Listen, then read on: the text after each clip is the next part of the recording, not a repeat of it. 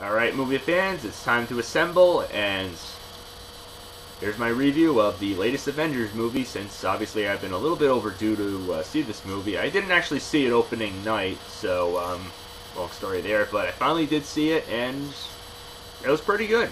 I'm not gonna lie, I loved the first one, and this one was a great continuation. Brings more characters in.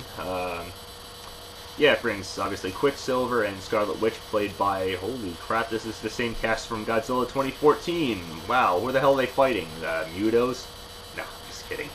Now, obviously they, okay, quick rundown of the storyline. There might be some spoilers in this review, so you might not want to watch this. Otherwise, yeah.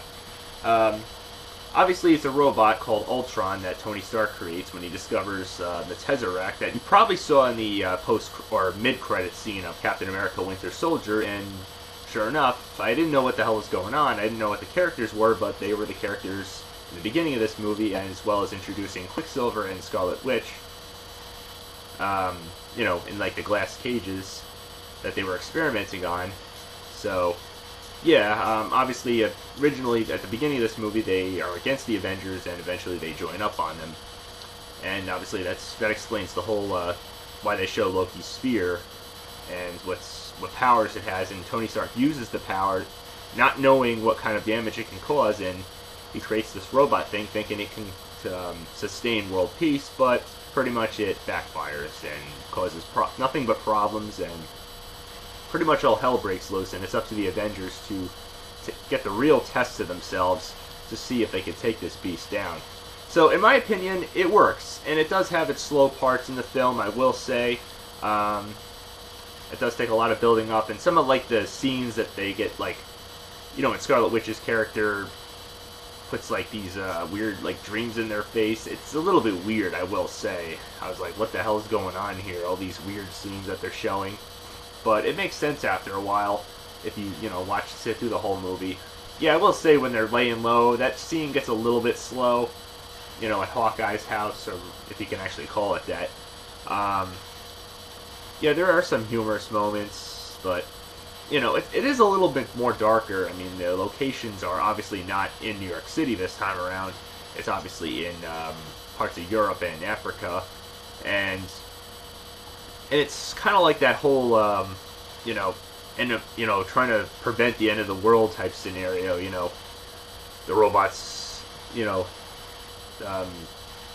led by Ultron, are trying to like say humanity is so weak, and so it's kind of like Transformers 4, but with smarts. You know, a smarter version of it.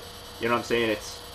It takes a better approach to it, in my opinion. It puts a lot of brains into it, and it works. The action scenes are really good, and all I can say is it's definitely worth it. I was kind of a little disappointed in the 3D. I actually saw it in IMAX 3D this time around, and I expected the best, like like with the first Avengers movie and the second Captain America, but I was a little disappointed. It's not like in-your-face type 3D, so I wish they kind of worked a little bit more on that, because there was a lot of scenes I felt could have established that a lot better.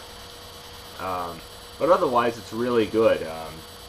And yes, okay, there is a mid-credit scene. I didn't actually stay to see if there's a scene after the credits, but there is one during the credits, and I'm pretty sure it probably hints the next film yet to come. But as far as I know, there's another Captain America coming.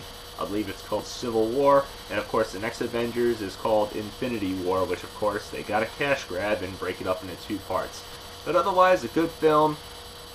And I'm glad they not only brought all the Avenger characters from the last movie, but they also brought, what is his name, the Eagle from Captain America: Winter Soldier, as well as War Machine. I'm like, where the hell was War Machine in the first Avengers movie? I'm glad they didn't count him out this time around. He definitely came in handy this time around. And yes, there is a Stan Lee cameo appearance. You should probably figure it out for yourself where he is. But if you want to find out for me, yeah, he was obviously in the party scene right there. No surprise. So, otherwise, a great film. I wouldn't say great, but, you know, it has its flaws. Some little bit of inconsistent pacing, but there's a lot of action in this film. I'd say a lot more than the first one, so. But my final verdict is a rock and beer mode will be motion plus up, and I think a plain weird mode up. I think that's fair.